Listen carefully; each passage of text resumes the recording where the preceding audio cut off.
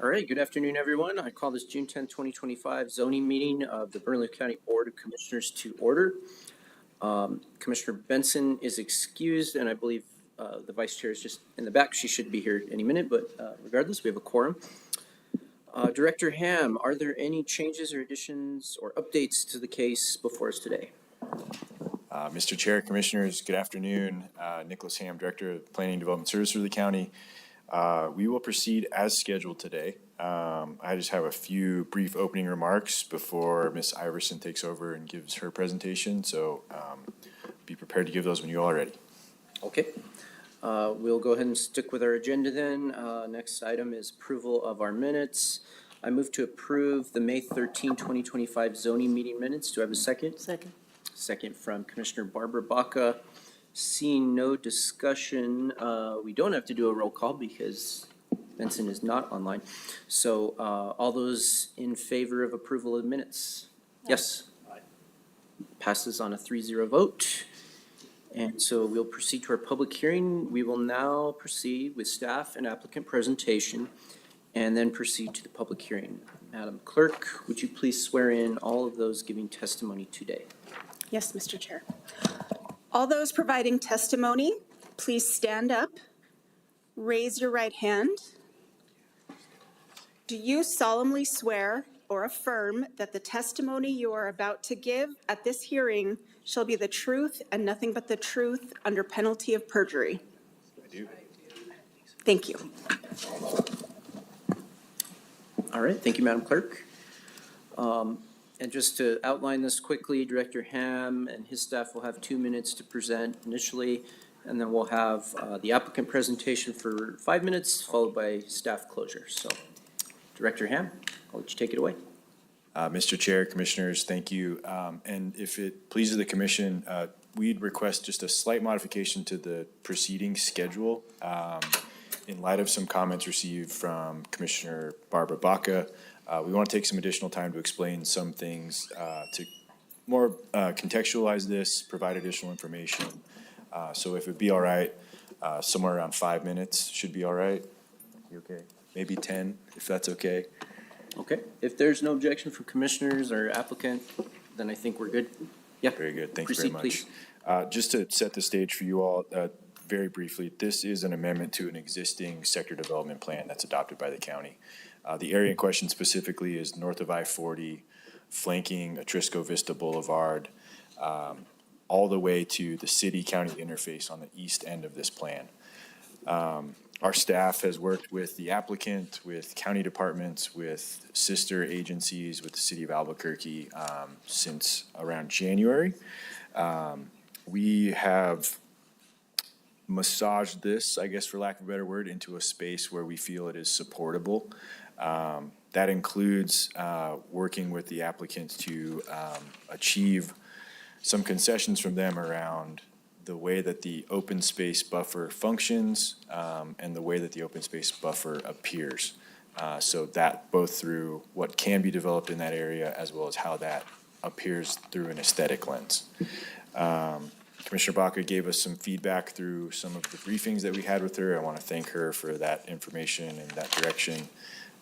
It's clear to staff that not only through this, but other things that we work on together, that you're passionate about open space. We appreciate and recognize that, and we want to do our best to help achieve thoughtful development while also protecting valuable cultural resources and public recreation spaces. So with that, I'm going to turn it over to Ms. Iverson. She's the project manager on this. She's one of the lead planners with the department. Commissioners, thanks for your time. Thank you, Director Ham. Good afternoon, Chair Olivas and Commissioners. This is case number SPR 2025-001, a request for approval of an amendment to the Upper Petroglyph Sector Development Plan. At the first CPC hearing on March 5th, this case was deferred based on agency comments that we received. The applicant resubmitted a new application and a new approach to the sensitive lands development boundary, which I will discuss later. And at the May 7th meeting, the CPC recommended approval of the amendment subject to the findings and conditions in the staff report. The Upper Petroglyph Sector Development Plan, just to orientate everybody, is shown here on the screen. It covers both the lower portion below the Atrisco Hills. Atrisco Vista Boulevard is here, and it goes all the way, extends all the way up to the top part of the Atrisco Terrace, with Atrisco Vista Boulevard shown here, and the Amazon project is over here. This plan was adopted in October 2019, and it incorporated the main elements of the Westland Master Plan and Westland Sector Development Plan, which spanned both the city and the county. So it became a county-only sector plan. And the plan was most recently adopted or amended in 2021 to amend the design guidelines in anticipation of the Amazon project. A key element in the sector development plan is open space. According to the plan, open space is the most important character-defining element of the Upper Petroglyph Sector Development Plan. 27% of the property within the sector development plan is open space. Over 700 acres are owned and managed by the city. They acquired this in the early 2000s, and that's the area that's shown here in the olive green. You'll notice that there's another green color adjacent to that, and that is about 380 acres. And as the top portion of the sector development plan is developed, that will, over time, be dedicated to the county as open space. So the site that we're talking about mostly in this amendment is this site here. So we're going to zooming in. Here we are. It's called Tract 2. We'll call it Tract 2. The applicant, Pulte Group, is working towards residential development of Tract 2, which will be the first residential development in Upper Petro. They have already submitted for sketch plat, and this subdivision will create over 200 housing units. There is significant topography, just to, I'm sure we're all aware, but just to paint a picture, here's the topography adjacent in the Atrisco Terrace open space and the topography on Tract 2. There were three specific requests in this amendment. One was an amendment to the phasing plan, one is an amendment to the location of the proposed library, and then finally an amendment to the sensitive lands development boundary. So the first amendment is on the phasing plan. On the left-hand side, you can see the original plan, and you can see these two tracks. A, B, and C are the phases of the residential development. 1, 2, and 3 are the phases of the commercial development. So they are proposing moving these two tracks into Phase A.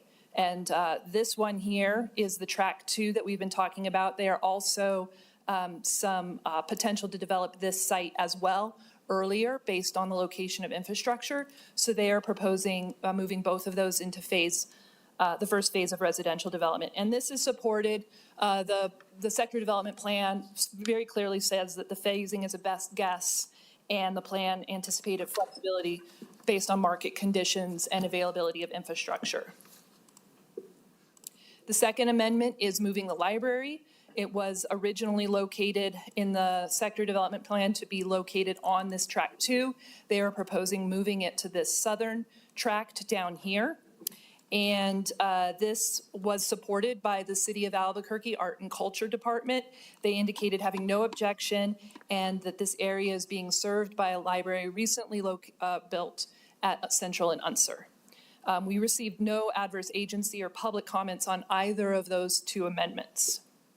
So the third amendment to the sensitive lands development boundary is a bit more complex. This is a buffer that is required on private land to protect the city-owned and managed Atrisco Terrace open space. So to give us a bit of context, here's the existing plan. This here is the Petroglyph National Monument. It is not adjacent to the tract that we're discussing here. You can see that this buffer, where we have these blue lines, is where there is a prescriptive buffer treatment. And you may wonder why it doesn't just go around the whole Atrisco open space, and that is because there is this other open space that is adjacent. So there's only a buffer required where there will be development adjacent to the Atrisco Terrace open space, such as the tract that we're talking about. The current plan has a very prescriptive way of dealing with the buffer. There are two options of dealing with the buffer in the current plan.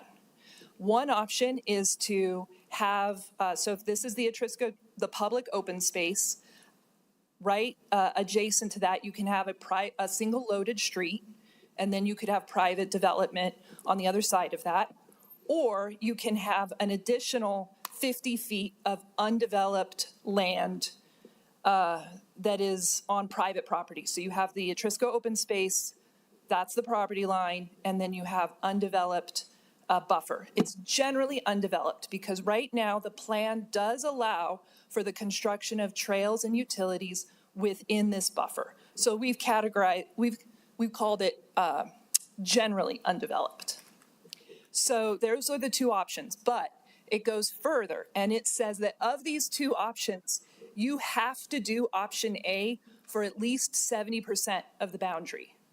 And you can only do option B for up to 30%. So it's a very prescriptive formula, and it requires a lot of the boundary to be bordered by a single loaded street. That is what the plan currently requires. I also want to give a little bit of context about the history on how this proposal has evolved, because we've worked a lot with the staff and the agencies to improve and move the ball. And this is based on the very clear policy guidance that was in the plan that prioritized open space. We took that very seriously and worked very hard to move the ball so that what you had in front of you was an improvement over the plan. So the first proposal that we received was to remove the sensitive lands development boundary altogether for Tract 2, to completely remove it and allow development to border the Atrisco Terrace open space. We went out, we did a site visit with the applicant and with City Open Space, and based on agency comment from the City Open Space and public comment and the clear policy guidance, we were leaning for a denial.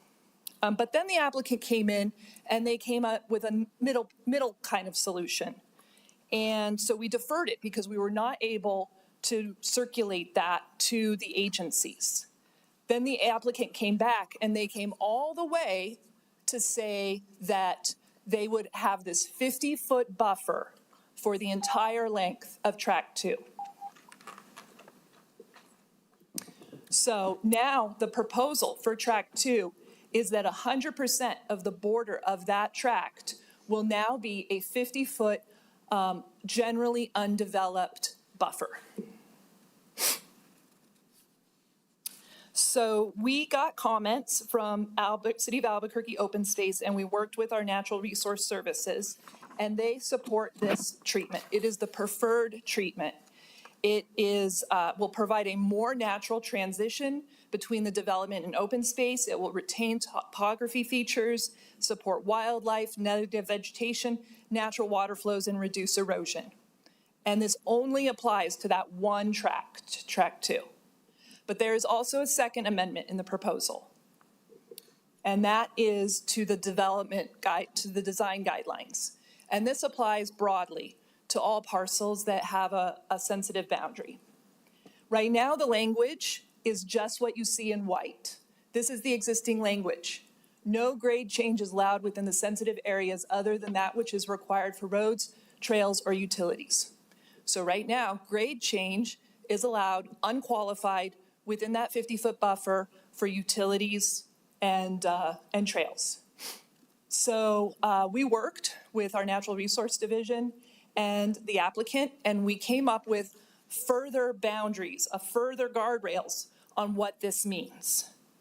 And so the issue was that we could not say no utilities, no storm drain, because there is a need to have some conveyance feature of the water coming off the hills to move it safely around the subdivision so there isn't undercutting and there isn't damage done to the residential property. So we propose this additional language which will allow some very subtle water conveyance features around the property. And it requires that the boundary also be revegetated. So in sum, both updated buffer amendments increase the protection of the Atrisco Terrace open space beyond the current requirements that are in the plan, and staff recommends approval subject to the findings and conditions in the staff report. I do have one technical correction that I need to place on the table. There were public comments that were received for the very first round when they were proposing no buffer. There were comments from that round that were inadvertently not included, but keep in mind, this was for the first proposal of no buffer. So if it is the will of the commission, I'd like to enter these into the record. Any objection, commissioners? No? Okay.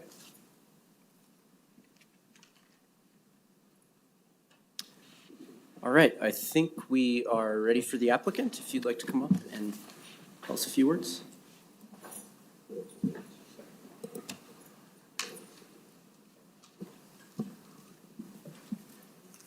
Awesome, thank you. Thank you. All right. Thank you. Commissioners, my name is Jim Strozier, Principal with Consensus Planning, and I really appreciate the opportunity to be before you this afternoon and talk about this project and these amendments. And I want to thank staff and in particular Ms. Iverson for her work on this, but we spent a lot of time collaborating and working through issues to make sure that we got this right. And with that, I have a presentation. I want to go through this quickly and see when that comes up. Awesome. Let's see. So, all right. Excellent. Thank you. So, and I just will also let you know that we have several people with us today for this hearing. That includes Kevin Patton and Brian Anderson from the Pulte Group. They're our client. So in this setting, you're the boss, but otherwise they're the boss for what we do. So, but we also have Joshua Lutz with Bohannon Houston. He's a civil engineer that's been working with us on this project and working on the subdivision plat that is also kind of tracking simultaneously through the county's process. And Ione Ianuga, and she is a planner with Consensus Planning, and she has been working on this from the beginning. Well, not really from the beginning. I'm the only one probably that goes back to the late 90s, probably mid 90s, when we started working on the Westland Master Plan and the planning for this area in its entirety. So I'll go through this quickly because I know Ms. Iverson covered some of this. The sector plan was adopted in 2019, but once again, as I just alluded to, we had master planning that was done on this property going back to the early to mid 1990s. We actually took this through both the City of Albuquerque and the Bernalillo County Commission. Also then took it through the extraterritorial authority, which was a short-lived period of time where we had an extraterritorial land use authority for those properties that were on the edge of the City of Albuquerque and unincorporated Bernalillo County. That group was disbanded, went back through the process, and as Ms. Iverson mentioned, it has since evolved into a sector, was a sector plan under the old nomenclature in the City of Albuquerque for what we refer to as the lower petroglyphs, and a sector plan in Bernalillo County for the upper petroglyphs. So that's where we are today. There have been a number of minor changes that have occurred, and with amendments over time. But so I just want to start by saying, the Pulte Group has done a lot of work on housing in this area, and they have an excellent track record. The Del Webb Meyerhaven project, what we call the Pulte Traditional Project, and Inspiration Subdivisions, and just recently we've gone through the City of Albuquerque approval process for a new subdivision across the street from the property we're talking about today called Savio Ridge, and that's a portion of surplus property that APS designated, and that so the Inspiration Project, Savio Ridge, and Del Webb Meyerhaven all have boundaries with the Petroglyph National Monument. So we have really worked through some of the things that we're going to talk about today with those projects and really have a great understanding of how to do that. And once again, these changes that we're asking for today will help enhance the efficient use of the existing infrastructure and support the development of new housing. I'm not going to spend much time on this. The amendments to the community facility plan regarding the library location. Once again, there's a brand new library at Unser and Central that serves this area, and that's a great facility just a little bit to the southeast of this location. We moved that library, so it's still in play. As far as the plan goes, we will obviously in the future we'll need to coordinate with the co-managed city and county library system to see what their needs are at some point in the future. The phasing plan, I think Ms. Iverson did a great job of explaining that. We do have infrastructure that was built over off of Atrisco Vista and Ladera that we're trying to take advantage of, and so that's the change to the parcel on the west.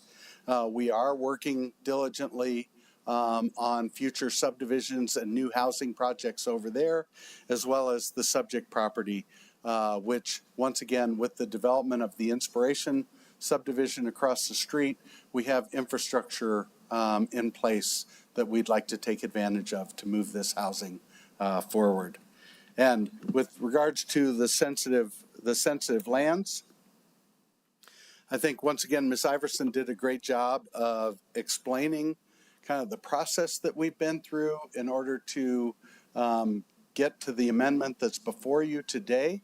I will say that going back in time, when we were working on this update to the plan and the county sector plan, we spent a lot of time thinking about that single loaded street, which is part of the options for that adjacency to the Atrisco Terrace or the Petroglyph National Monument.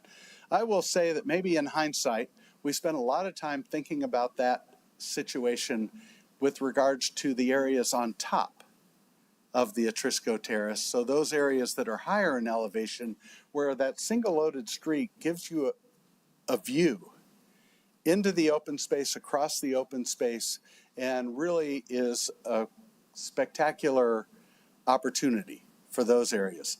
I have to say we spent less time thinking about the areas that were below in elevation. And that's really kind of the thought process that we went through working with both City of Albuquerque and the natural resources staff and the planning staff from the county.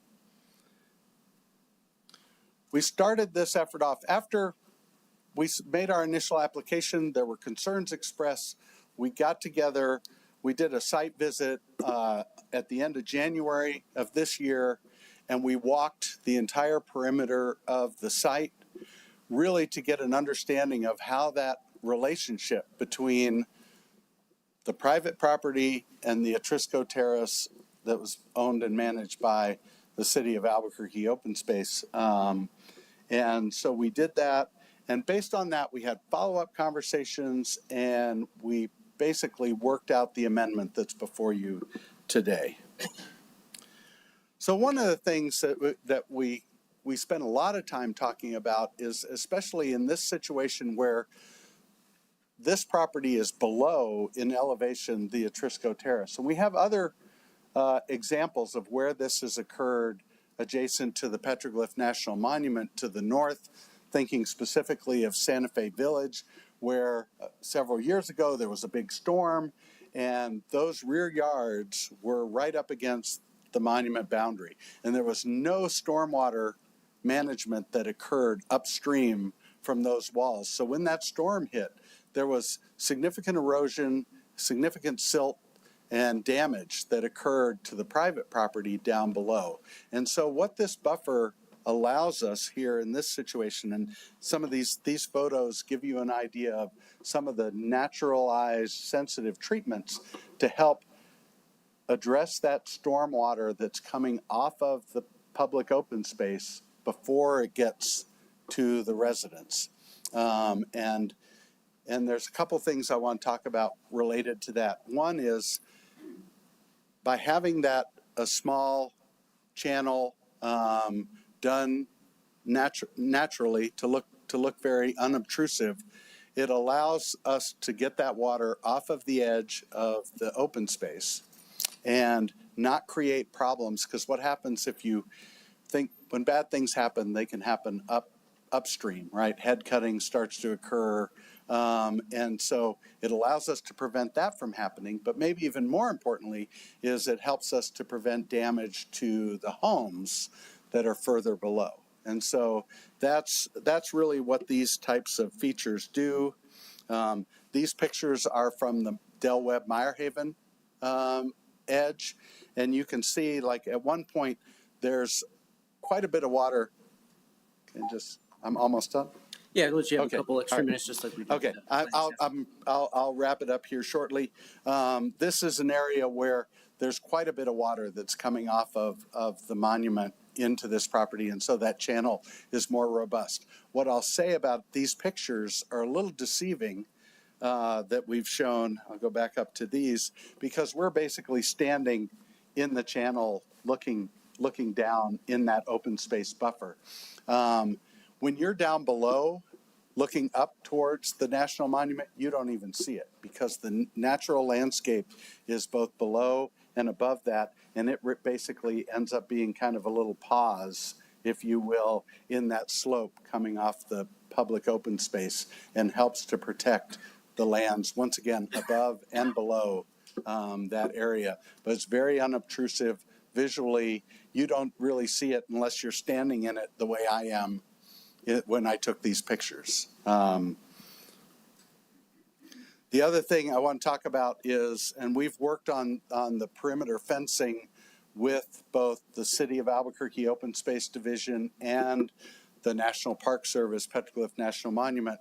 And basically what we're doing on that boundary of the National Monument is what we propose to do here between the public open space and the private buffer is a post and what they call hog wire fencing along that edge. And this is what we worked out and have an agreement. This is what we're building adjacent to the Petroglyph National Monument boundary.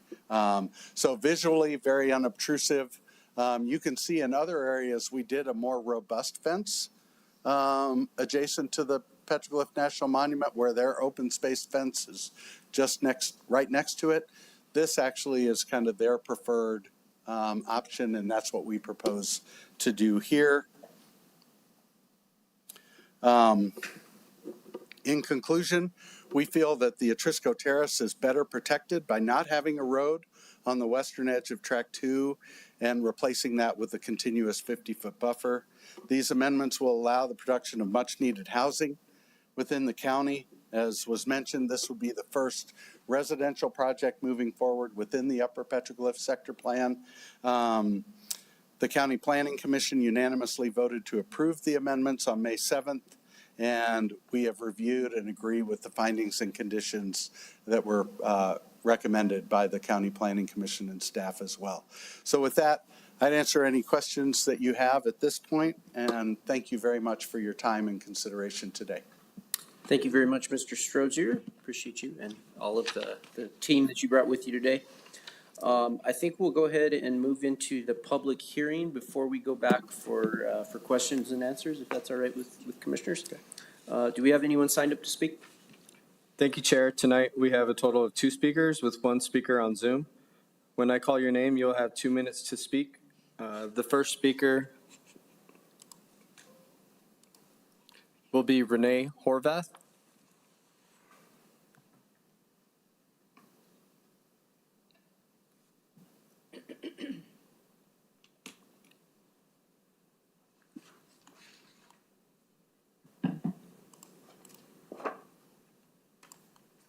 Hello, My name is Renee Horvath. I live out on the west side in Taylor Ranch and right next to the escarpment with the petroglyphs. And I've been involved in helping to make the national monument. But I've been there since 1982, so I've seen the development and I've seen what works and what doesn't work. And I'm glad Jim, spoke about some of those issues. I was interested in this site because even though it's coming off the south side of Petroglyph Monument, it's still a hilly area with slopes, and it still has some drainage issues and soil erosion issues. And what I've noticed with Taylor Ranch is the areas below the escarpment, the areas that had some buffer space and a single loaded street did the best. And it was really, it really worked well in the 2013 rain when we had that big rainstorm. A lot of debris that went across from the escarpment down below got captured in the single loaded street. And so it was easier for the city to come in and clean it up. I mean, the street was covered in dirt. The houses that were backed up to the escarpment, they, as Jim said, but it wasn't so much Santa Fe Village. They suffered too. They had water running through their yards to the front. But there was a house that did get flooded, that knocked down their wall, and it flooded into the street.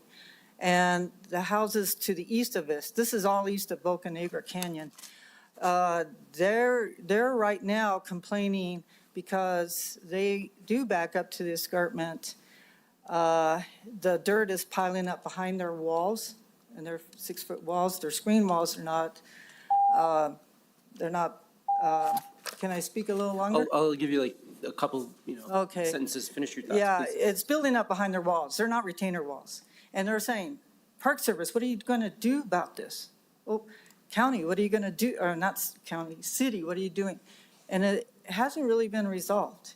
In Santa Fe Village, there is some issues where they built some sort of barrier behind some of their wall, but I don't think it's permanent. So what I'm trying to say, what I do like is when I see a slope, some buffer, and a single loaded street. The single loaded street was good in capturing drainage and erosion. So I know that, open space has worked with them to do the open space, I guess, from the slope over to the houses. But still, I'm just curious about the drainage and about the erosion issue. How are you going to handle it? Because when I look at the open space letter, they want this undisturbed, but I'm worried that it may be disturbed in the future, if we don't figure this out. And so if we need to look at this a little further to get the details right, then let's do it. Because I don't know how much distance from the slopes do we have now? How much distance, flat area do we have now? And then the 50-foot buffer, But I think those are my questions. How are you handling the drainage? I know open space wants this left totally undisturbed because of the weeds, and I understand the weed issue. You scrape it, you're going to get weeds, and that's a big issue, and we don't want that. I'm gonna ask you to go ahead and finalize your comments. Okay, Thank you very so much. I just don't want problems down the road. So I want us to think about this very carefully and figure this out, because slopes, this is a sandy slope, they do cause issues, and that's why we even have these, single load streets and buffers. And so I'm just sharing with you so we're all aware of what we're facing. And, but thank you. Thank you, Ms. Horvath. Next speaker that will be appearing via Zoom is Colleen Langan McRoberts. Hello, good afternoon, Chair and County Commissioners. It's a privilege to be here with you all today. The Atrisco Terrace Major Public Open Space Area is comprised of a unique landform within Bernalillo County. It's the former edge of the ancestral Rio Grande Valley before the lava flows, and has remained intact because of a caliche cap underneath the soils that prevent it from eroding. This area is essentially Bernalillo County's own badlands, which people have used for thousands of years as an important drainage, and wildlife corridor that runs east and west from the Mesa Top down to the river and beyond. These qualities are exactly why the land was identified as early as the 1979 comp plan as an important area to preserve as major public open space. I do feel like it is deserving as a result of all of those qualities to have as much protections afforded to it as possible. When the Pulte Group came to the Open Space Division and we had the site visit that Mr. Strozer talked about out at the site to propose to do away with the single loaded street and rather have a natural buffer, well, at that time, we did concede that, a natural buffer might be more beneficial in that area. However, I do feel like maybe my comments have not been fully presented to the commission in what we had stated regarding that natural buffer. I realize within the sector plan, the buffer is allowed to have utilities, but if we were to do away with the single loaded street in place of a natural buffer, it is my perspective that we should have it and be a natural buffer that's completely undisturbed, not generally undisturbed. There are many advantages to a natural buffer, especially if it's not disturbed. Some of those benefits include providing a natural transition to the visual buffer between the built environment of the major public open space and the development, retaining the topographic features and native vegetation, therefore supporting wildlife habitat and natural water flows and reducing erosion. Due to the sensitive soils in this area, once disturbed, the area may attract and probably will attract weeds that could encroach into the Etrisco Terrace open space. This is the case even if the disturbed area is revegetated. So it would be ideal if the 50-foot buffer was left completely undisturbed and became a no development zone. This would exclude installing utility lines and stormwater features and ensure no disturbance in the area during construction. The buffer should remain undisturbed in its natural state to support the benefits of the natural buffer, and the natural vegetation and soils should remain, especially because of the unique soil features out there.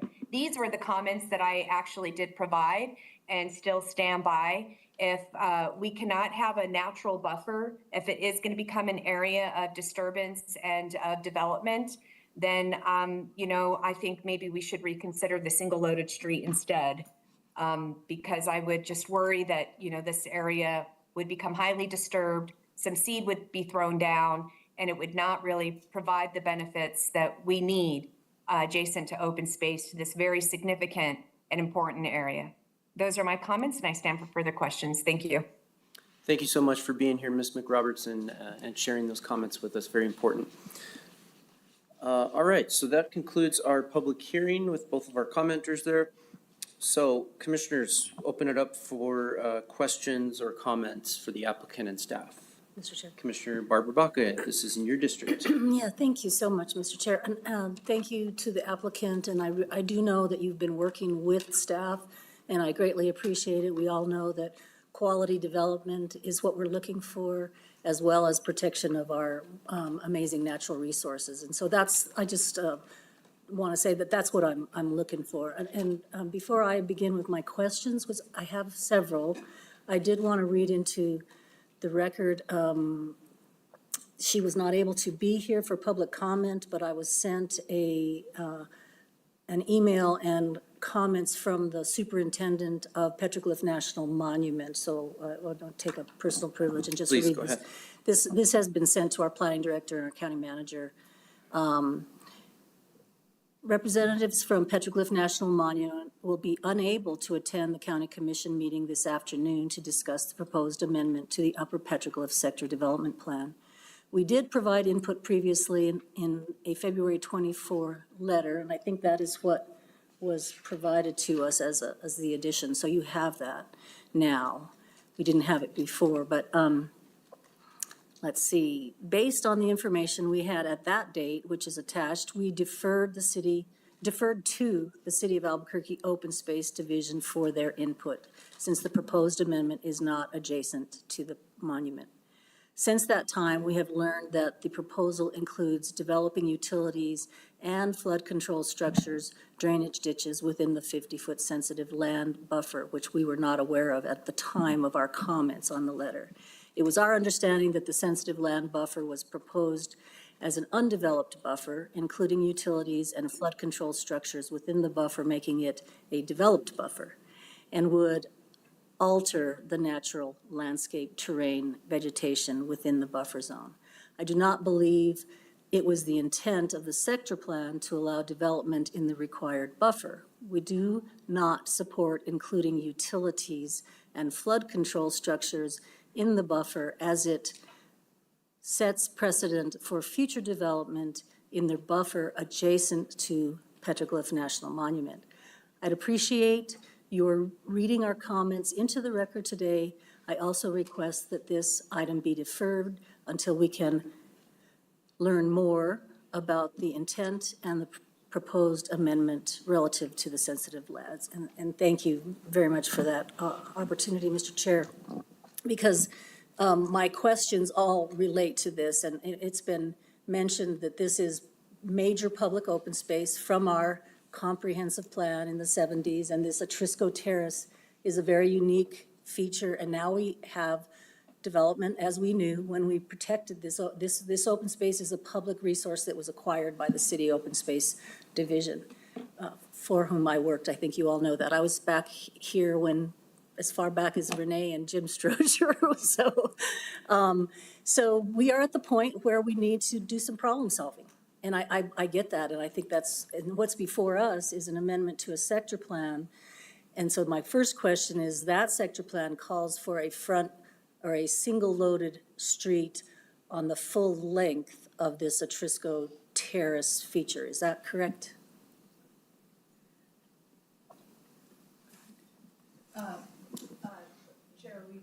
Commissioner, the current requirement is that at least 70% have a single-loaded street. It could be 100%, but at least 70% be a single-loaded street. That's important for everyone to hear.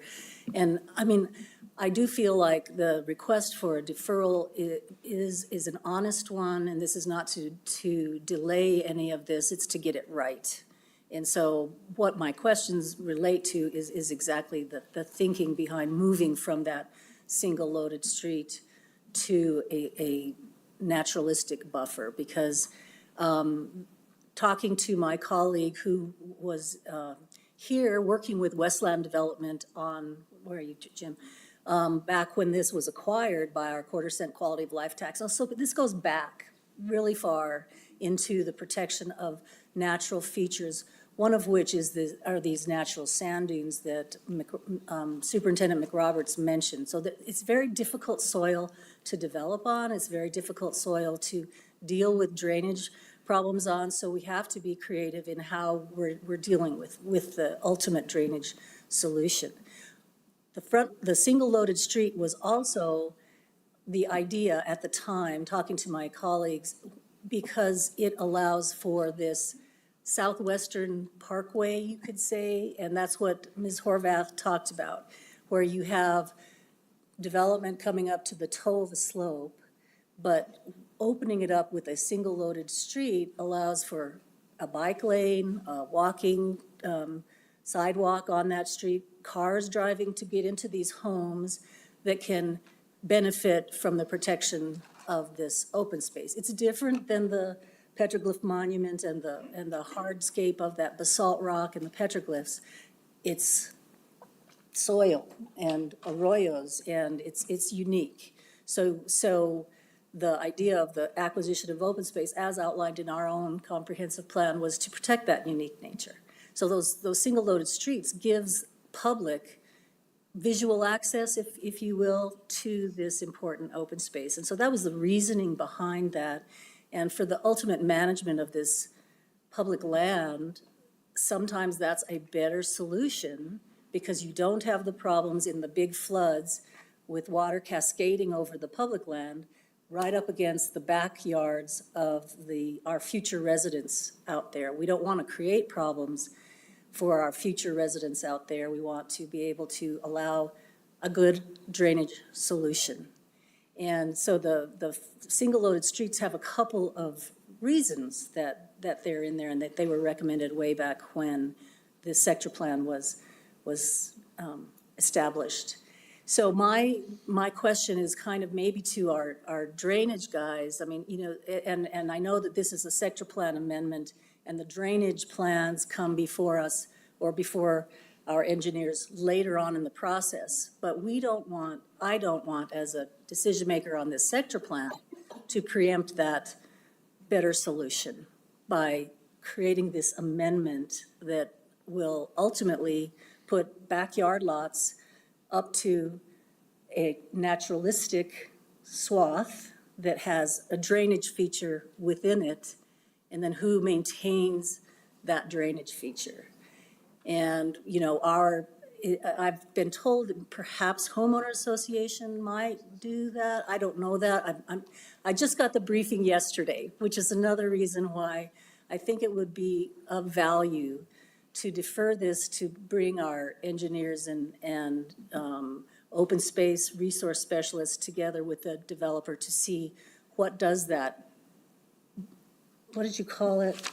Subtle water features in the 50-foot buffer. What is that? Are those ponds? Are those check dams? Is that a concrete lined arroyo right behind backyards? So I have a lot of those kinds of questions that I was not able to get answers to prior to coming to this meeting today. And I think my colleagues also would appreciate some of those kinds of, answers to those kinds of questions, not the least of which is our neighbor with our Petroglyph National Monument, because she has told me that they're dealing with the problematic nature of development that has gone up right to the slope of public land, like Ms. Horvath talked about. And then they blame the public property owner for this cascading water and dirt and tumbleweeds that come up against the edge of the landscape. The edge of their backyard. So because the soil is a unique feature, because this is a major public open space that was acquired by our taxpayer dollars, I'm looking at this in terms of a best investment to make sure that the drainage is a good solution. And I don't have those answers today. And so I guess that's a rambling soliloquy more than a question. But the important part of this is the single loaded street really has another benefit, and that is how this open space is protected and managed. Because as we have open space in the foothills even, and we have backyards and walls up against that major public open space or on the escarpment, that is almost turns into a private open space because nobody else gets to see it or take advantage of the fact that that has been protected as public space. On the west side, it's different because it's not, say, face of the Sandias. It's undulating like Mr. Strozier meant when he was talking about it, but it still is a very unique landscape that is deserving of. I would say that the single loaded street is really a setback, not a buffer area. It's a setback to allow the public to have access, and even if it's just visual, to this open space. So that's my quandary here. That's my, I don't mean to be lecturing, but my question to the developer is, would you be willing for a deferral to talk through some of these solutions with the natural resource specialists? And Ms. Horvath is in my district. I hear from the West Side community of neighbors.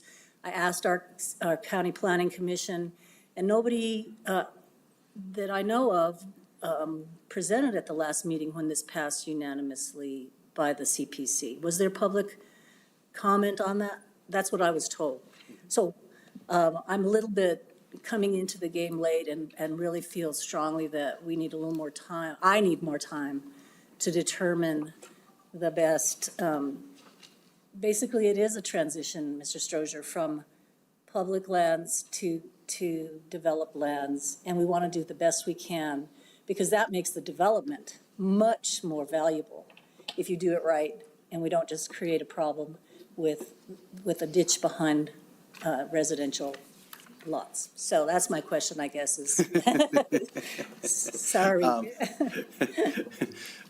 Commissioner Baca, Mr. Chair, I'll take a stab at responding, but it probably would be a great opportunity for Kevin Patton with Pulte Group, New Mexico. He's a civil engineer. He has a wealth of experience, not only designing the subdivision or working with the engineers on the design and implementation of the grading and drainage plans adjacent to. And I'll just note that that experience and his experience also relates to High Desert, which he was intimately involved with as a consulting engineer and designing the drainage and open space improvements there. So I would like to give him an opportunity to speak to these questions. But I will just say that, yeah, we spend a lot of time sort of looking at the different options. We spent time looking at the specific improvements. And so those pictures that I showed were in the open space buffer that's required by the city process adjacent to, and we've developed those both adjacent to the Petroglyph National Monument as well as the Etrisco Terrace open space where it actually butts up against the city of Albuquerque property on the north side of Arroyo Vista. And I think that that's one of the reasons, some of the things that you brought up were exactly why we spent so much time really trying to address this issue of, is an undisturbed, first of all, I think undisturbed buffer is not what the sector plan intended the buffer to be. It did include provisions for utilities, of which stormwater management is one of those things. And so the other thing that was a part of the city's open space letter that we did also respond to in our comments back, which was the idea of working with open space, because our original proposal included Pulte assisting with working with city open space to design and construct a trail within the Etrisco Terrace open space. They intend to do that, and they've brought up that they would like Pulte's assistance working with their volunteers and implementing a trail.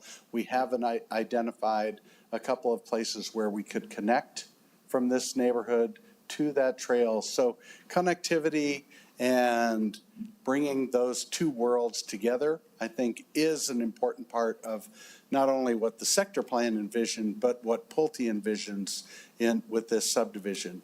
I would also, and you noted it, Commissioner Baca, that there is a detailed process associated with the plat in doing detailed grading and drainage plan that we're working on now, and really working closely with county staff, both the engineering and natural resources staff, to make sure that that happens correctly. So with that, I'd love to have an opportunity for Kevin to speak to you all. And he was not sworn in, so I don't think so. Get him, probably a good idea to get that done. Okay. Thank you. If there's no objections from commissioners, if I could ask Madam Clerk to swear him in. Yes, Mr. Chair. Please stand up, raise your right hand. Do you solemnly swear or affirm that the testimony you are about to give at this hearing shall be the truth and nothing but the truth under penalty of perjury? I do. Thank you. Thank you. Thank you for the opportunity to speak before you tonight. Again, my name is Kevin Patton. I am a New Mexico licensed civil engineer. I graduated from New Mexico State in 1992 with my bachelor's, my undergraduate in civil engineering. Grew up, I actually lived in Albuquerque since 1972, so I've been here a while. Graduated from El Dorado High School.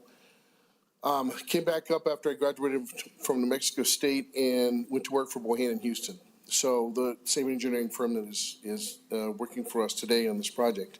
I worked at Bohannon Houston in their community development and planning group, which is in residential from 1992 until 2014. When I decided to leave, I became a partner in 2007, left my partnership with Bohannon Houston and came to work for Pulte, and have been there for 10 years.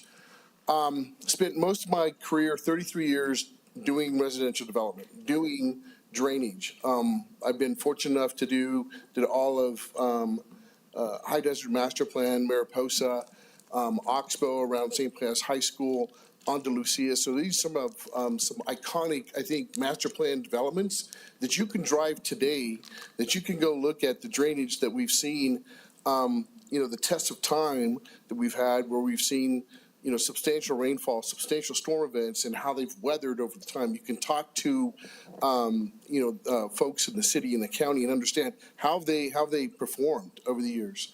And so I'm happy because I feel like they performed incredible over time. They're not perfect. Do they have small issues? But I would say they're very small.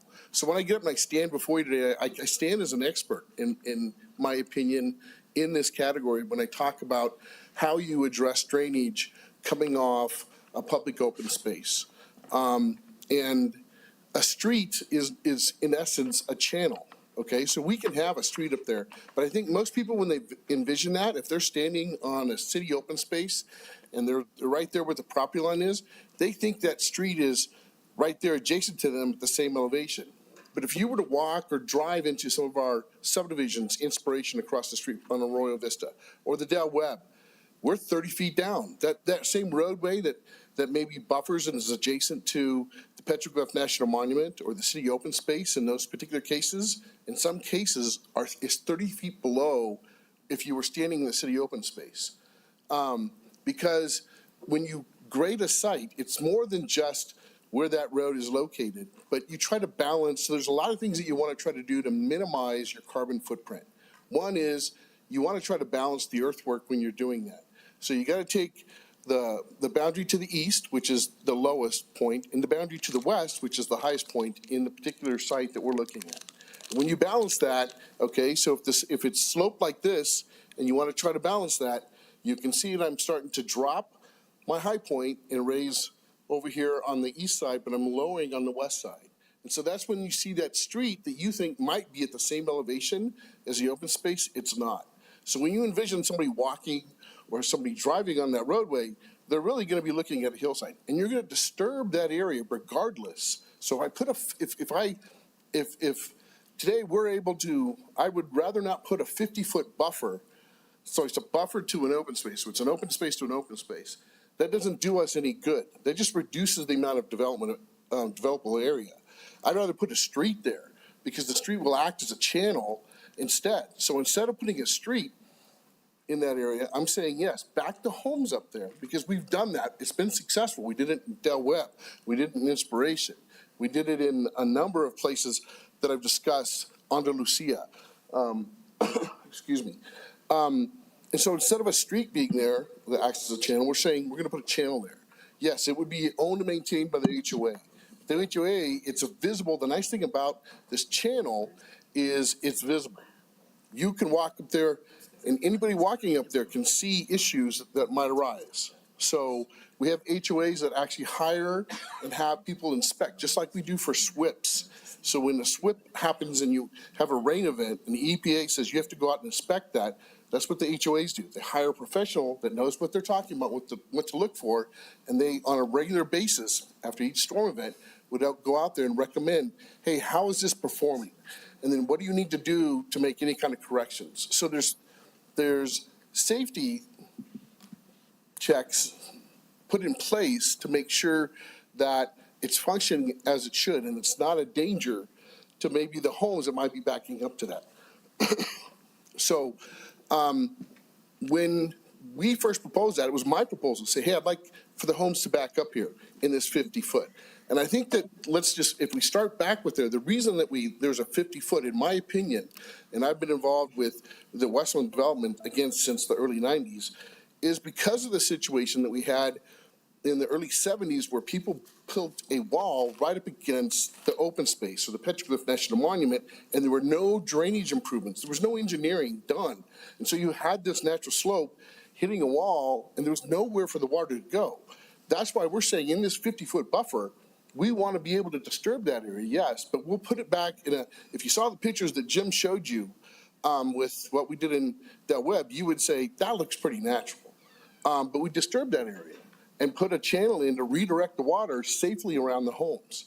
And so it just depends on the engineering that you do and the detail you apply to what you do in that area. It could be a roadway. If the commission decides, hey, we don't like that, I'll do it with a roadway. I'll put a roadway there, but the roadway's not going to be at the same level. And we'll have to disturb that area with terrace walls or some kind of slope protection to get to the road so that we can meet the requirements associated with roadway profiles.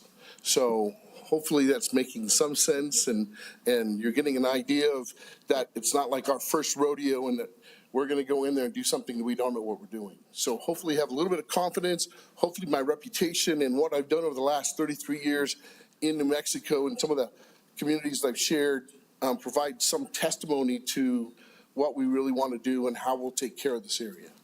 Mr. Chair. Commissioner Barbara Baca? So all of that detail is verbal, I would like, I think that we need some more detail. I mean, I know that this is not, you're not required to do a drainage plan at this point, but I just don't want to approve a sector development plan amendment that boxes us into a drainage channel when I don't know how deep that is. Is that right behind the homes? And I still say that I still feel that the original sector plan identified a single loaded street, like you said, that it serves as part of the protection of the neighboring community. And I would argue that you have houses fronting on that road able to see that open space and a roadway that's a public roadway for trails and walkers to see that public open space. And that's eyes on the resource that backyards, even if a homeowners association does an incredible job, it's problematic. And I would ask our open space folks to talk about that, because I've spoken with them. I know, you have a trail behind a row of houses and you have a drainage ditch behind this row of houses, you have natural conflict. And a homeowners association to take care of that, I have some concerns about. And so here's another question for the planners. I mean, how, or maybe you, the length of this and depth of this subtle water feature is what? So I think that varies, and we actually could have, we do have a plan available to look at. Josh with Bohannon Houston has actually. I'm sorry. Mr. Chair, Commissioner Baca, we have photographs of some of the developments that were mentioned today, so you can get the board can get an idea about what that would look like with a single loaded street, terraced walls, and fencing. So if it's all right with you all, Yeah, I'll load those up please. for you. Okay. And while you cue that up, I do want to say, I mean, I've been to the Muirhaven, your development, and it's lovely. It's a gated community. So I can't go in there unless I call my friend and they let me in, which is a problem when you're talking about public open space and being able to see that and view it. But it's a beautiful community, but there are buffers from the edge of the actual toe of the slope before the development. I mean, so it's a little different. So I'm interested in seeing your photographs. Each site and the soil are different, and therein lies this question for, I think so. work with our natural resource specialists. Which one's yours? Okay.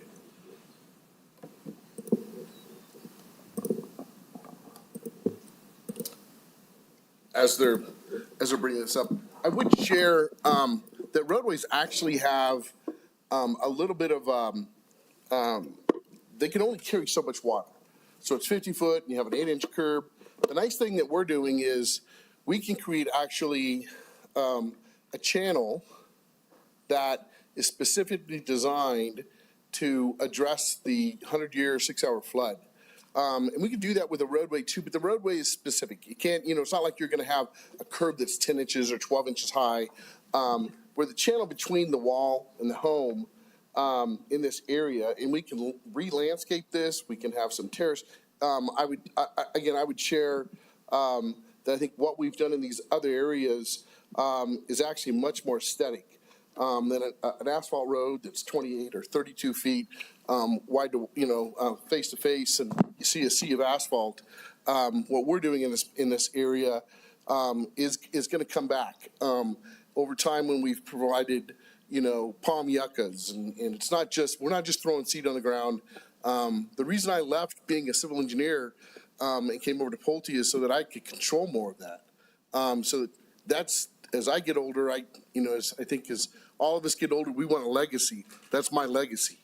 As I leave, it's not just engineering and streets. And although I love engineering, I think landscaping, provides the beauty that you add to some of these communities that you've mentioned in Del Webb if you go in there. So learned a lot from the clients that I was fortunate enough to serve, the Kelleher's, the Collisters, the Scott Patrick Holmes. I can name a number of folks that just I learned a lot from, and that's what I want to kind of give back as my legacy too. But so as you can see in this photo here, again, if you had envisioned where this roadway was going to be the same elevation as that view fence up top, you can tell that that's definitely not happening right there. So you have some slope, you have some gravel, you have some, we've had, this is actually on the north face of Del Webb Phase 2, where we have a single loaded, and I would tell you, this isn't even a single loaded roadway. So if you see here, you've got the slope, you've got the wall, you've got a path, and then you've got roadways that actually tee into this roadway here. There's really no front yard homes. If I've got this one pegged, this one might actually be in Unit 3, but we have one in Unit 2 that there is no homes that are faced that. We've got a single roadway and just roadways that are teeing in. But very similar. So instead of a road, what you'd see here is, which we could do, but we could also have a channel here that specifically addresses the purpose, which is water coming off and rerouting this in a safe manner around the development.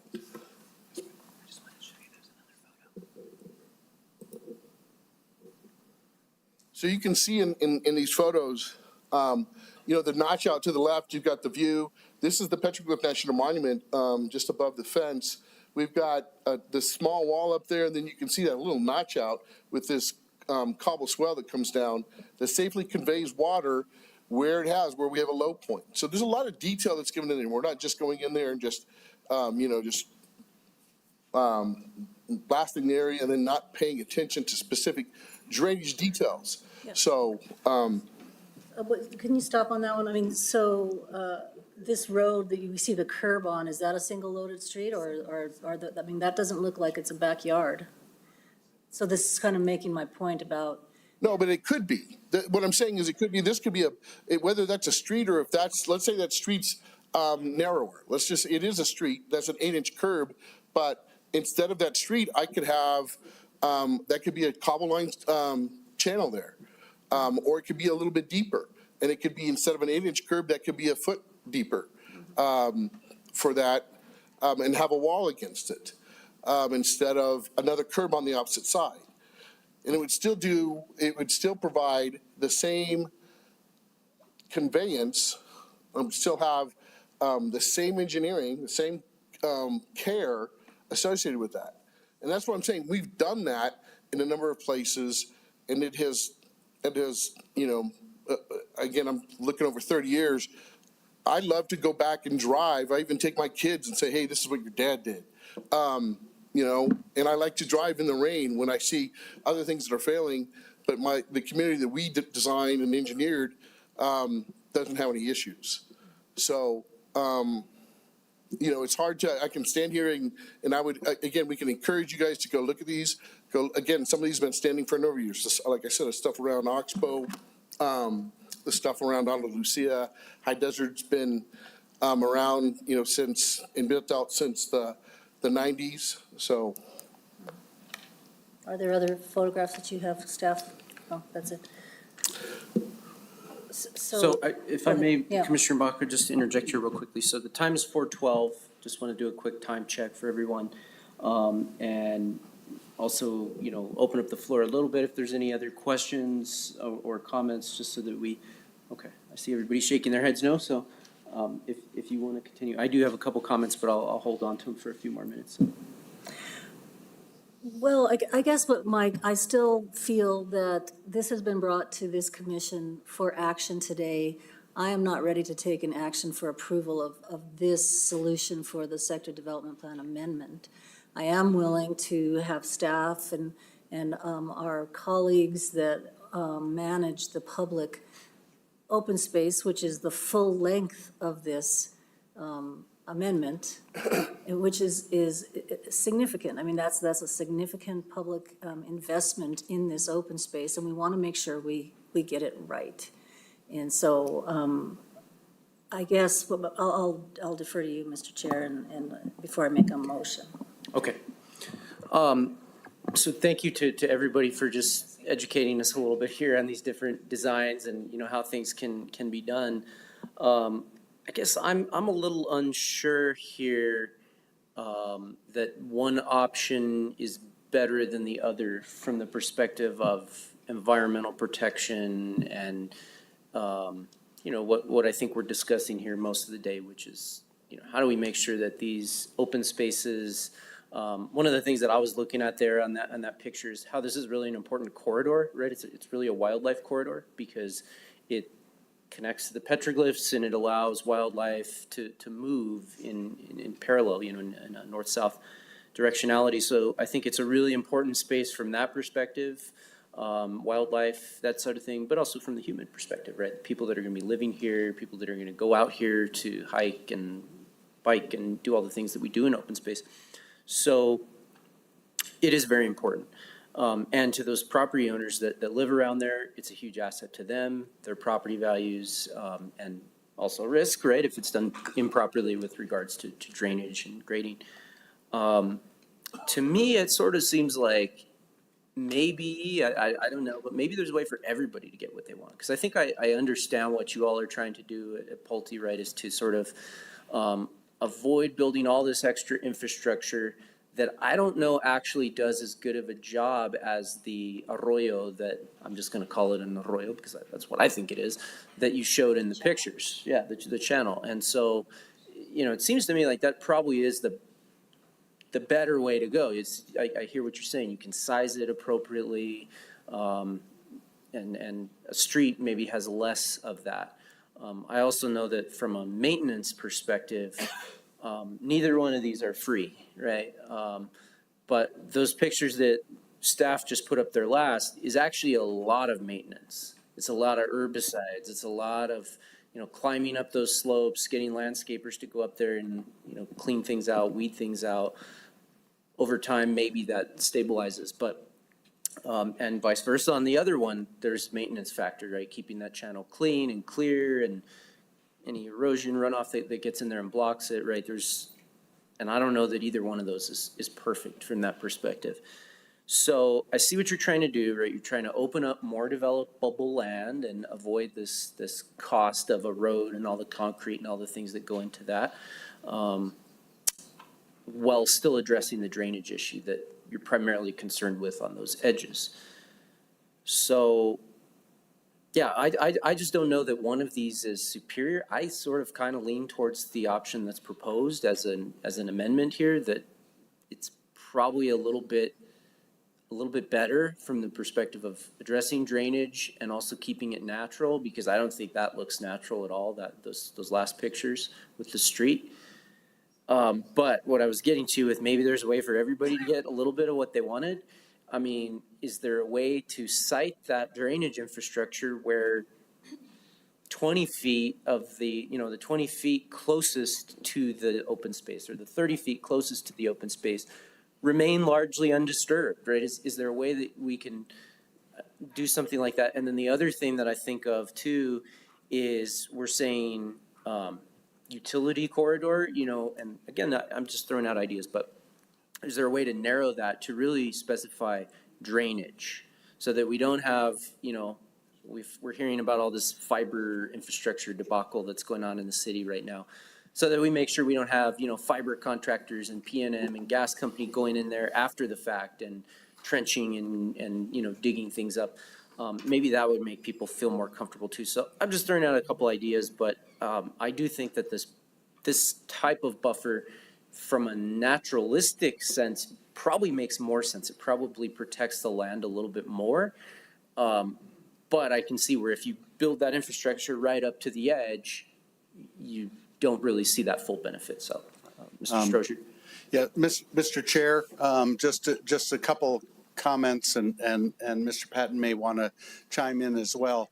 In this particular situation, we know enough about the needs of doing the subdivision that I can tell you there's no proposal to have any other utilities within that buffer. The only utility that we're talking about today is stormwater management. And I think, as you pointed out, yeah, there's no option is free, but I think that there is a provision in the proposed language that stormwater management infrastructure be located as far away from the Atrisco Terrace, from the open space boundary as possible. So that's going to be part of the detailed design that happens, is to make sure that those improvements are done as far away from that boundary as possible. Now, what you saw in some of those pictures in the Meyerhaven development, where it was actually put up kind of at the top of the slope, closer to the National Monument boundary, and in this case, what we've worked out with staff is that would be actually pulled down that slope so that you have more of that open, undisturbed area as much as possible. And I'll just say that, the goal is in designing and implementing that channel is to keep it as narrow as possible, to keep the area that we're going to be disturbing as minimal as possible, because anything we disturb, that's got to be, obviously that's where construction takes place, and doing that in a way that is natural. The plan already required any disturbance to be revegetated with natural landscaping. That's already was a component of the plan, and it actually refers you to that in the proposed language that we've suggested for the amendment, to make sure that those dots are connected as we move forward. And so I would just, I want to make it clear, we don't see there's no need for any other utilities within that corridor. And this amendment, also want to clarify, is just for this track 2, the boundary between the Atrisco Terrace open space and track 2. It does not impact any of the other boundaries of any of the other development parcels, and either the Atrisco Terrace or the Petroglyph National Monument. This is specific to this particular tract. Mr. Chair. Thank you, Mr. Strozier. Yes, Commissioner Barbara Baca. However, However, it sets a precedent of doing the drainage solution in this way. And so I think that the commission does have the ability to require some conditions on because I know that you mean well and you say there is no plan for any other utilities to go in there, but it says utilities including drainage. So I just want to make sure that we cross all the Ts and make sure that, and I personally feel very strongly that we need to have the natural resource managers that manage the adjacent properties help us with what those conditions are. It's not to be arduous for you, but it's to make sure that it works, because I have been on the receiving end of public, decisions that you're talking about that when we didn't have any regulations and Santa Fe Village goes smack up against the toe of the escarpment, and we have a problem there. And we were doing our best we could then. So let's learn from that and make sure that we do this right. And so my last question is the developer at all amenable to not just a row of backyards coming up to this naturalistic-ish drainage area? Does it have to be backyard fences? Can the platting be done so that it gives you an undulating or whatever you're talking about, Mr. So, Chair? So I guess maybe one way to answer that, because we did spend a lot of time working with staff on what the right solution was for this particular tract. And at one point, I think our second version of what we were trying to do as the amendment actually allowed a combination of single-loaded street and buffer and as an option to be determined, with the design of the subdivision. And actually at staff's request, we removed that single-loaded street as an option for this case and made it a mandatory 50-foot buffer on the entire boundary. And that was in response to staff's request to do that. And so, I just want to say, we looked at a variety of options, and I would just add that I think that, we are working diligently to move forward a subdivision plat. We've been in the sketch plat process of several iterations, working with staff on more of the details of how this would be laid out. And we're really trying to move additional housing forward in this location. And I think, as Mr. Patton mentioned, our track record, and I'd say because it's been a team effort with Consensus Planning, Bohannon Houston, and Pulte working on these projects together and working with the community and the neighboring properties to make sure that it's done in the right way. And we have a track record of implementing that in a way that has held up. It protects the houses below. And in certain cases in Meyerhaven, if you were out there, there are single-loaded streets in places, and there's buffer in other places with backyards. And the examples that I showed you are in that portion where we have the buffer, and it works really well. And it works well if you're on the trail, if you're in the monument looking out, and we hope that there's going to be a trail in the Atrisco Terrace open space behind this area that you're going to basically see over that subdivision in a way that's very unobtrusive, and that 50-foot buffer is going to allow that to happen in a way that's aesthetically as well as engineering well-designed to minimize the impact both for the future residents as well as people enjoying the public open space. Right now, there are no formal trails within the Atrisco Terrace, but I know that the city open space is working on a plan to get that done, and Pulte is committed to work with them to help make that happen when that time comes. Mm-hmm.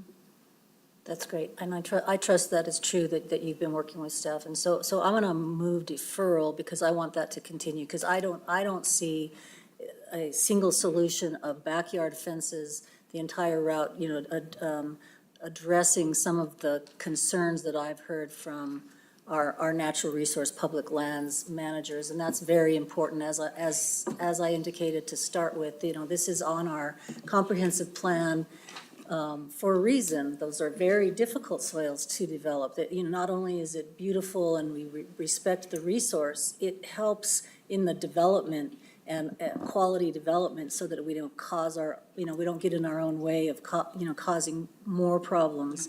There's other reasons for open space to be preserved and buffer areas. And so if you're willing to do some solutions in there and bring the staff, including our hydrologists, to the table to talk about it, because they're going to have to approve a drainage plan in the future.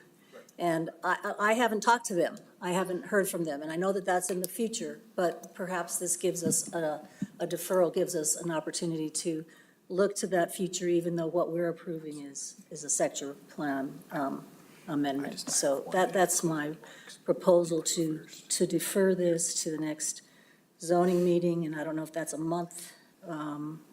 Okay, so there's been a motion for deferral. I saw Director Ham kind of, as I was speaking, thinking, so do you mind if we hear from the director first? Well, I'd like or a do second on my motion. Okay, do we have a second on the motion? Second. Okay, second from Thank the Vice Chair. Director Ham, if you'd like to chime in. Mr. Chair, Commissioner, just some clarifying points and then just very brief remarks for closure here. Ms. McRoberts' verbatim comments are included in the record, and that commentary received from City Open Space informed the staff's recommendation. With regard to the National Park Service, Ms. Hendrickson, we have had correspondence with her as recently as yesterday describing the additional changes that were proposed today. And her response was very good, verbatim words. So just want to make sure that that was clear. Well, Potential. for clarification, Mr. Ham, the email that I read into the record came today. Understood. So, Yeah, thank you. I didn't want it to appear that staff was not engaged with the Park Service or didn't convey information to them, so I felt No compelled intention to, of saying that. felt compelled to add that. With regard to the commentary received today from the applicant, and their intention to not have utilities other than stormwater infrastructure, staff would be supportive of an amendment to the proposed language to limit it to narrow just those types of things to occur. And then with regard to our recommendation for the more naturalistic version of this buffer, as you've heard and are made aware, both City Open Space and National Park Service have encouraged moving the needle towards no development of this buffer. So staff's recommendation to go towards the more naturalistic version of this was informed by the professionals that work in the field of both the National Park Service and the City Open Space Department.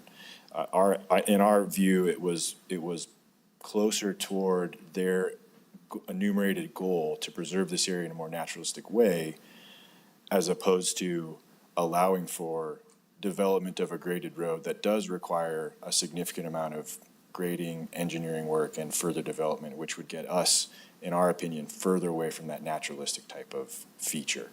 And with that, I'll stand for questions.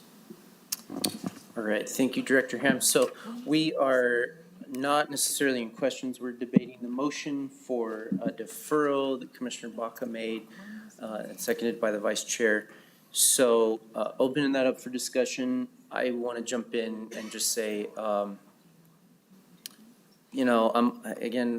could see both sides of this. I'm a little on the fence about this, but I honestly think this is something we could solve right now, just based on what we heard from the applicant, what the staff is saying. I think that we could, I bet that they would be amenable to conditions that said that that this was a drainage easement, that it would only be used for drainage. They know how to wordsmith it better than I do up here, but something to the effect of this will only be for drainage. And also perhaps something to the effect of, emphasizing that language about maximizing the undisturbed buffer. And maybe we even put a number on that, right? Not less than, or no less than 20 feet of undisturbed buffer. So I'm just throwing numbers out there, but something like that. I don't know that there's a whole lot more to be gained from what will be at least 2 months, I think, because it'll be in August before we get back to this.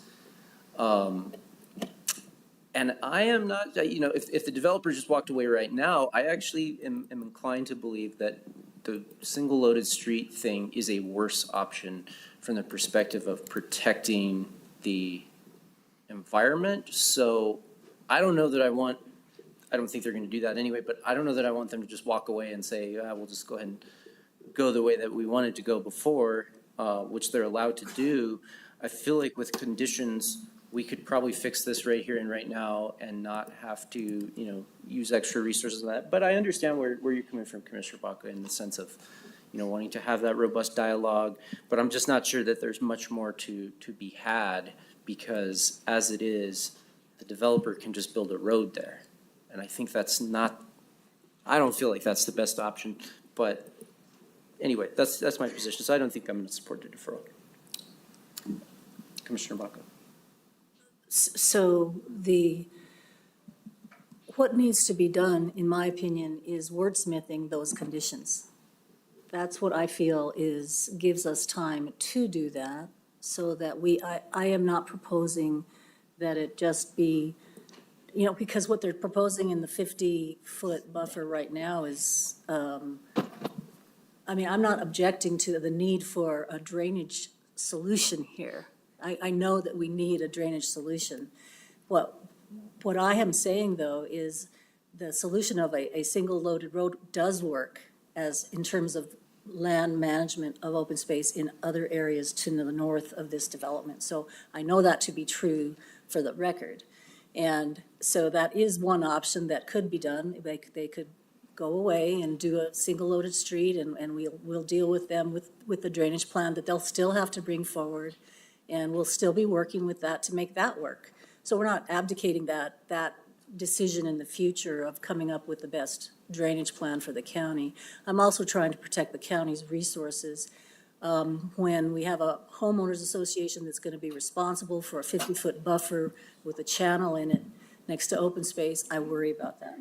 I think that has failed in some areas of our community. And then what happens? The county takes on that maintenance responsibility. It's been asked of the city in the past when that kind of thing fails. So I'm really trying to protect the county's future resources for O&M of any kind of a drainage feature here too, if the homeowner association doesn't work out. So I'm looking for a deferral so that those conditions can be found to be added to the solution before I'm able to vote for the amendment to the sector development plan. Any other commissioners for discussion? County Manager, I think you want to chime in here? Thank you. And thank you very much. I know this is a very important discussion.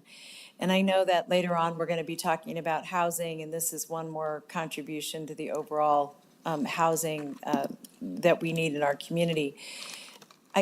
If I could, if the deferral were just for 2 weeks, it would give us an opportunity to come back with the language options that you could consider. And I also believe that we could convene all the interested parties to have, and Commissioner Baca, you wanted to be part of that discussion, to have a more detailed discussion. But I'm confident, the staff feels like they could actually do it right now.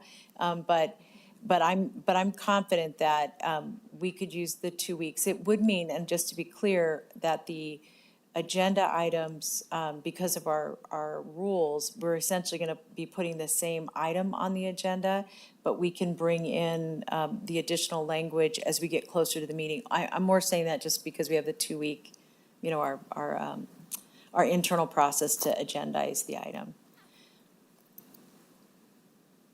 Okay, thank you, Madam County Manager.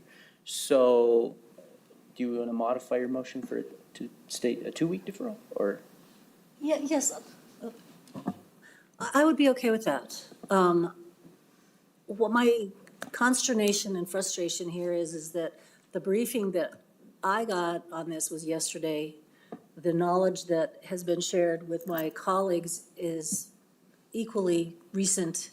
And so I would hope that we can, improve that. When this was approved by the CPC, for example, it would have been lovely to understand what was being talked about, or, to do this sooner so that we don't have to delay the developer, so that we go into these discussions with eyes wide open.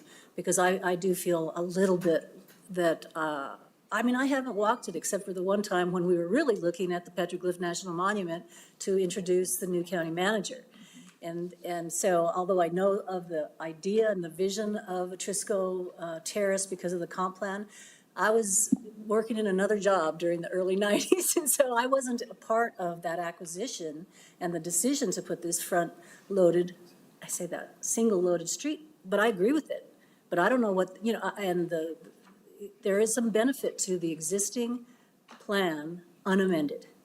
And so I do feel like there needs to be real care in putting these conditions in this so that we get it right. So I would amend my motion to be a 2 week prior to our June 24th meeting as a special zoning meeting. And seconder, are you good with that? Okay. And All right. may I, and through the chair, and let me just say this, I really appreciate the point that you're raising about early and often discussion. And we, as an institution, are working much harder to make sure we're doing that. this, and so I just want to say on behalf of the staff that, that I apologize that you did not get that briefing at an earlier time. And we have no problem being held accountable. We're going to get better and better and better. That said, I understand this is a very important, area of the city, and I understand it's important in part because of our walkthrough and our drive, and we did have a chance to look at a number of developments that day. And all that is to say that I think we're very prepared to get around the table, bring in our partner organizations, and I think the staff feels like they're bringing you their best option. I would also say that we are going to take a hard look at this with the developers and really appreciate the point that you're raising about not wanting to hold up development. We don't either, but I also just want to affirm we want to get it right also. So we'll look forward to the challenge over the next, 14 days to make sure that we have brought back language that gives the commission clear choices and options in terms of how to proceed in a way that's most helpful and most aligned with our plans. Thank you. Thank you. Okay, I think that looks like all of the discussion. Just to our staff on the corner of the table here, are we okay to look at the 24th for a special zoning meeting? Yes, that does look to be available. I'll have to reach out to the commissioners, but that is a standing meeting day. Okay, all right. And applicants, I saw you nodding your heads. Okay, so with that, I'll call the question on this for the deferral. All those in favor? Yes? And that passes on a 4-0 vote. So we'll see you back here on the 24th. Okay, with that. At 3 p.m. At 3 p.m., yes. Yeah, he's not here.